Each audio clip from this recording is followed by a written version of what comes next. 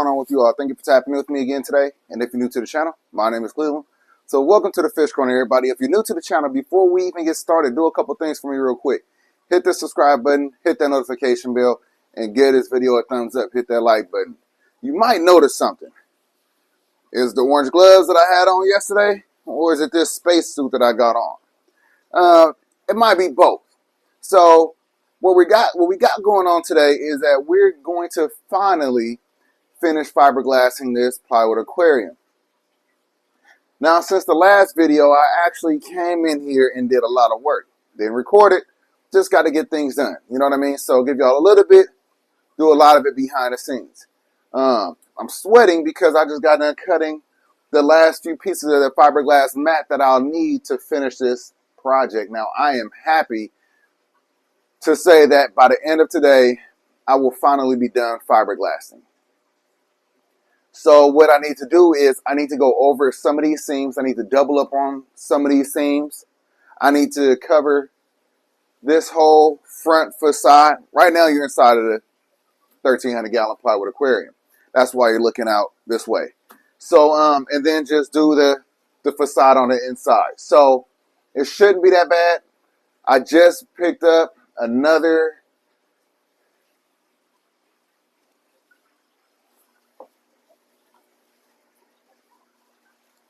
epoxy resin kit. This is the 4th kit that was needed for this build. Yeah, 4. Slow hardener, epoxy resin, total boat. So that's what I've been using. And yeah, 4 was 100% needed. Hopefully I have some overage, you know, get a head start on the next one. But if I don't, it is what it is. I just want to have enough. I'll be upset if I have to buy more. That said, what I need to do before we even start with the next few layers of epoxy, that said, before we even get started with the next couple of layers of fiberglass in these areas, I need to sand down the areas that I need to actually add more fiberglass to. It'll give the next layer of fiberglass something to bite onto. You don't have to do that if you do it right away. It's been some days since I've last laid down the other pieces of fiberglass. So that being said, we got to do some sanding first. Not too much, just hit it with the 80 grit sandpaper. Also want to get some of these sharp edges, make it a little bit easier. So it shouldn't be that bad. Let's do some sanding first. Matter of fact, let me show you what I've done first, and then I'll do some sanding, and then we'll go ahead and finish this up. Man, strap your seatbelt on tight. We're going for a ride. All right, since the last time you've seen it, I didn't do that panel right there. I didn't do that panel. And I have yet to have done the floor. Now, this may look like an air bubble. It's hard. It's just discolored. So I'm not going to worry about those areas. But what I do need to do is I'm going to double up on the seam right there. Pretty much most of these seams need to be doubled up on. These two, that one needs to be hit twice. I need to double up on this one right here, all the way across. Both of those. These two, those two. This one right here needs 2. This one right here needs 1 all the way down. Got to do that corner. And like I said, got to hit the front face entirely.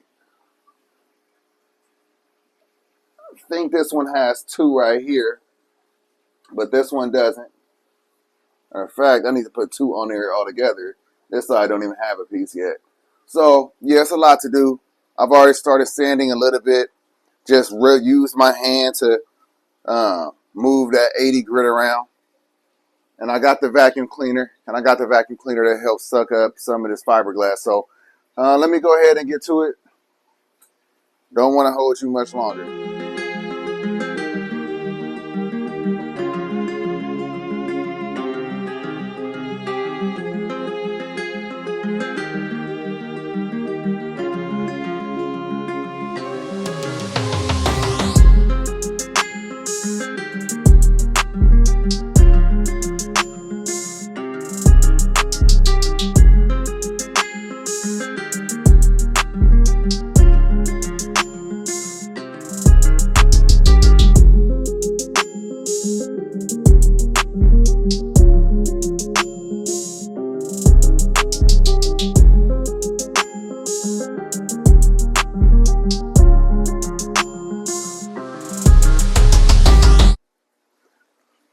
right, y'all. So I got everything sanded down, vacuumed out.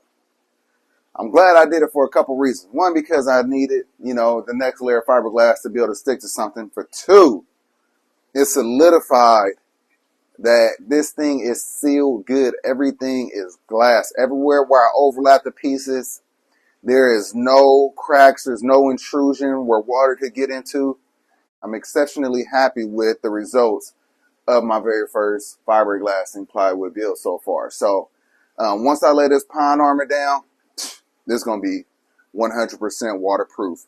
But like I said, before we get to that step, I do need to go ahead and add some more layers of the fiberglass mat in the seams and the front face.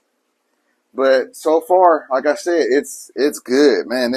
I don't know if you could tell, but this is exactly the way you will want it to be.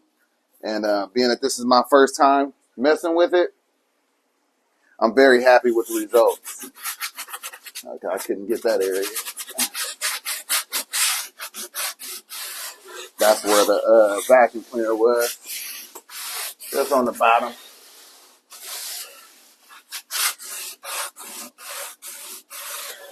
And that part don't even get overlapped. That's just like getting up any of the, the fibers. The fibers that kind of stick up sometimes.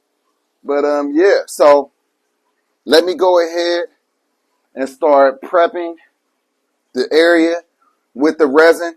All the areas I plan on hitting, prepping it. Put that layer of primer down first. And then let's get started with the last of the fiberglass. Man, that has an excellent ring to it. After this, pond armor, put the windows in, put the top bracing, water test, do the exterior, make it look how it's supposed to look. I'm not going to leave it looking like this, looking like a plywood aquarium. I want this to actually look like a big ass aquarium. You know what I'm saying? Look like a piece of furniture. So let's go ahead and move on to the next step. Y'all ready? Let's do it. All right. So next day, obviously, and we hit another wall. The wall ran out of the epoxy resin, so I had to order another kit. Yes, the 5th kit, and it'll be here tomorrow. So can't do it tomorrow. Can't finish it up tomorrow because Carter's birthday is tomorrow. But Sunday, I'll be back at it and I'll finish it up. So I'm glad that I'm at the tail end. I thought I was going to have enough, but this stuff soaks up the resin. It soaks it up. So the only thing I need to do is these two right here. I need to do the whole length on the bottom, just one layer. And then I need to do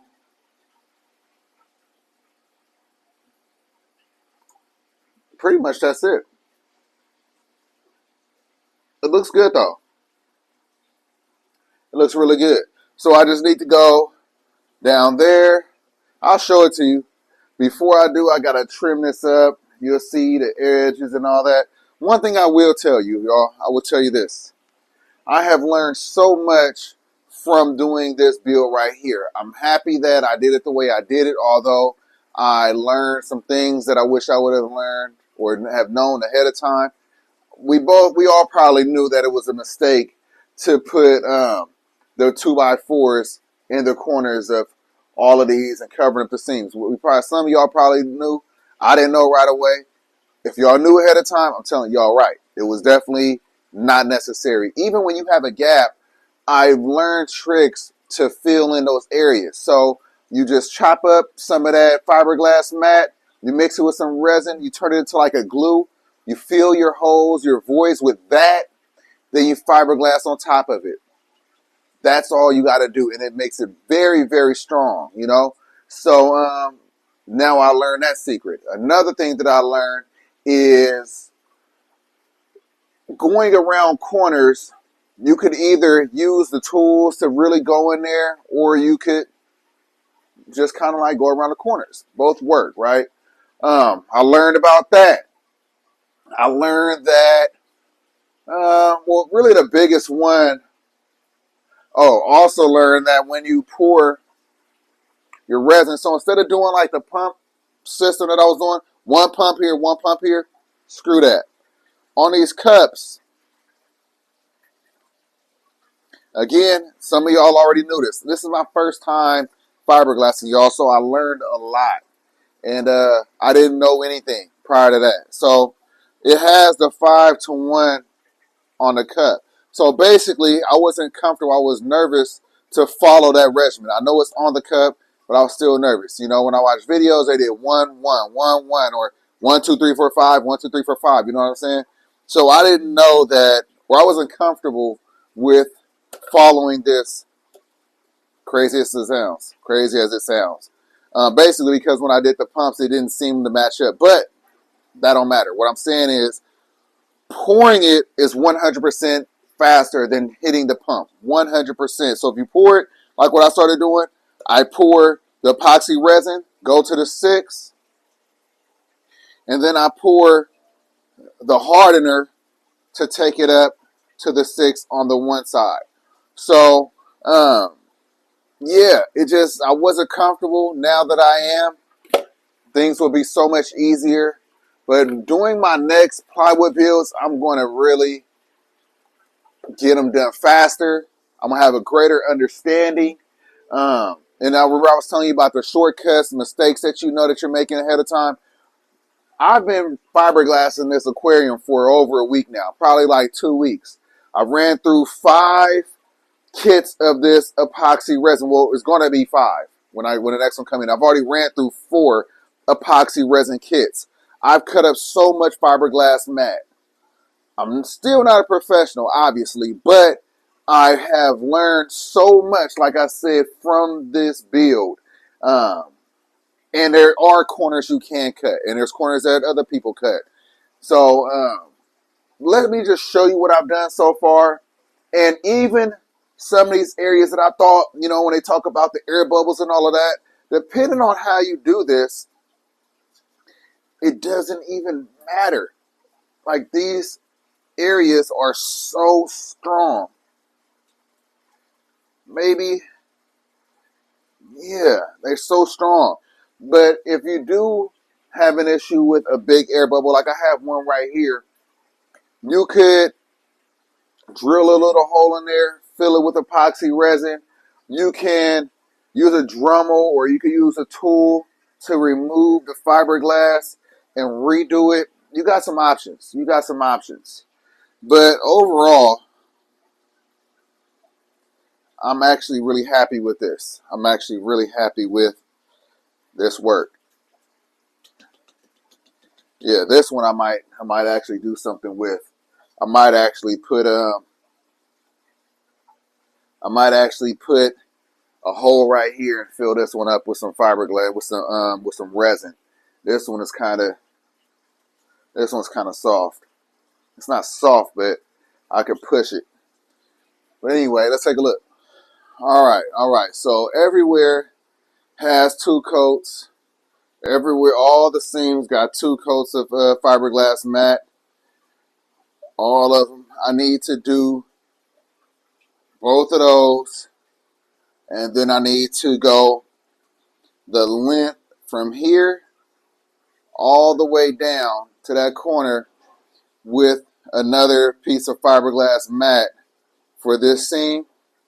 And then I got the corner over there that needs to be done as well on the face, not the actual corner, and then right here as well. But yeah, I gotta remove these sharp areas. Same thing with here. And this is the one this is a big bubble. So what I'll do is, I seen a video, so just get some resin in there. So what I'll do is I'll drill a hole right here on one side, and then drill a hole over here, or either or. And then I'll fill this area with some resin. Like, some of these aren't soft at all. And it's really difficult to get all the air bubbles out, y'all. It really is. Even with all the tools that I got, it's extremely difficult. So, yeah, like I said, all of that was really unnecessary. It made this cost so much more. It made it that much harder to do. But overall, like I said, the seals are really good. All the seams, all the overlaps, like I sanded it down right here. This is all one piece, y'all. So even right there, it might look like, it's not. But when I sand and make everything seamless, like how I did, like right there, it's all one piece. So there's going to be no water getting in there on top of the fact. Remember, this is also going to be getting covered with pond armor. So the only areas that you really need to be concerned with is the seams. Some people don't even use fiberglass at all when they do their builds. They just might do fiberglass on the seams, and then they'll use pond shield right over the wood. So this might be overkill. Like I said, very first one, I wanted to make sure that this thing did not leak. And in the end, that is my goal. And I'm pretty sure when it's all said and done, this thing is not going to leak. I'm not going to feel it before I feel secure enough and comfortable enough to know that it won't leak. That is 100% a fact.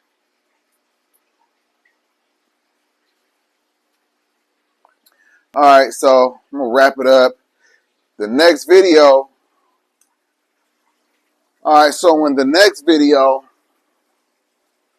all the fiberglassing is going to be done. All of these areas of concern will be taken care of.